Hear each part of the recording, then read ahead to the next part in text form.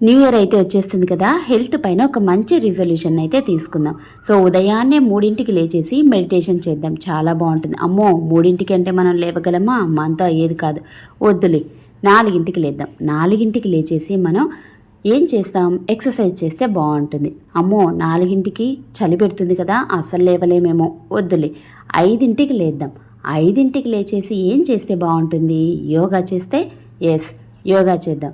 అమ్మో 5ంటికంటే కూడా కష్టమేనేమో, ఎందుకంటే మనకు అసలే నైట్ లేట్ అయిపోతుంది పడుకోవటానికి. 5ంటికి లేవడం మన వల్ల కాదు, నిద్ర సరిపోదు. సో ఇది కూడా వద్దు. 6ంటికి 7ంటికి లేస్తే ఇంట్లో పనులు చాలా ఉంటాయి, పిల్లల్ని స్కూల్కి పంపించాలి, ఇది అస్సలు అయ్యే పనే కాదు. 8ంటికి, ఎస్, 8ంటికి లేచేసి మనం వాకింగ్ వెళ్ళిపోదాం.